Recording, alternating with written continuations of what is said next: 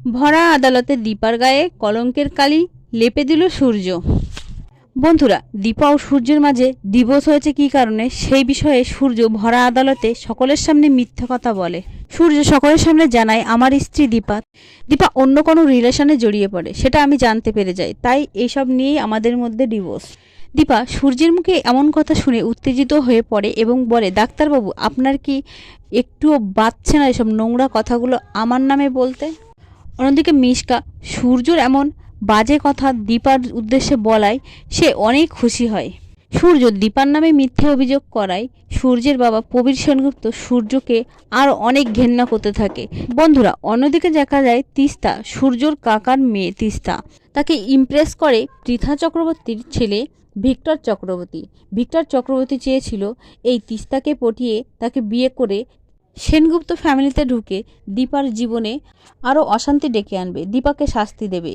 এই প্ল্যান করেই তিস্তাকে পটায় ভিক্টর চক্রবর্তী। তারপর দেখা যায় উকিল দীপা ও সূর্যের দুজনেরই কথা শোনে এবং তারপরে দেখা যায় যে সূর্যের বাবা প্রবীর সেনগুপ্তকে কাঠগড়ায় ডাকে এবং প্রবীর সেনগুপ্ত স্পষ্ট জানিয়ে দেয় যে আমার নাতি নাতনিরা আমার বাড়ির পরিবেশে থাকলে তারা মানুষ হবে না, তারা তার বৌমা অর্থাৎ দীপার কাছে থাকলেই ভালো থাকবে। প্রবীর সেনগুপ্ত এটাও জানায় যে আমার ছেলে সূর্য সেনগুপ্ত আমার নাতনিদের দায়িত্ব নিতে অক্ষম, সে মানুষের মতো মানুষ করে তুলতে পারবে না। তারপর দেখা যায় কোর্টে হাফ টাইম হয়ে যাওয়ায় বিরতি দেয়। তখন দেখা যায় সূর্যের সাথে দীপার বাইরে প্রচণ্ড ঝামেলা হয়। দীপা তখন ডাক্তারবাবুকে বলে, আপনি এভাবে আমার গায়ে কাদা ছিটালেন কেন, আর আপনি আমার সম্বন্ধে কতটুকুই বা জানেন? আপনি অর্জুন দাকে নিয়ে আমার ব্যাপারে এমন কথা কেন বললেন?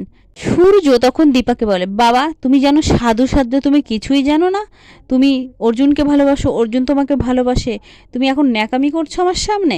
দীপা চিৎকার করে বলে, ডাক্তার সূর্য সেনগুপ্ত, মুখ সামলে কথা বলবেন, আমার ধৈর্যের বাঁধ আর ভাঙবেন না। আপনি এমন কিছু করবেন না যা আমি ভুলে যেতে বাধ্য হব যে আপনি সোনারূপার বাবা। কোর্টের উকিল জানিয়েছিল এক্ষেত্রে মা কি চায় বাবা কি চায় সেটা আগে নয়, বাচ্চারা আসলে কার কাছে থাকতে চায় সেটাই আগে দেখাবার বিষয়। অন্যদিকে দেখা যায় সোনা খুব কাঁদতে থাকে, তাই সোনাকে সান্ত্বনা দেয় রূপা বলে, হিংসুকুটি তুমি কাঁদছো কেন? তখন সোনা বলে, যদি বাবা কেসে জিতে যায় তাহলে তো আমাদেরকে নিয়ে যাবে। তখন রূপা বলে, না, আমরা বাবার সাথে যাব না। রূপা বলে, আমরা কোর্টে গিয়ে বলবো আমরা বাবার সাথে থাকতে চাই না, আমরা মায়ের সাথে থাকতে চাই। অন্যদিকে দেখা যায় সূর্যও ভাবতে থাকে, তার উকিল বলেছিল যে আপনার মেয়েরা যদি আপনার সাথে না থাকতে চায় সেক্ষেত্রে কিন্তু মেয়েদের দায়িত্ব তার মাই পাবে। তো বন্ধুরা, সোনারূপার দায়িত্ব আসলেই কে পাবে সেটা জানতে হলে অবশ্যই আমার চ্যানেলটি সাবস্ক্রাইব করে আমার পাশে থাকবেন। ধন্যবাদ।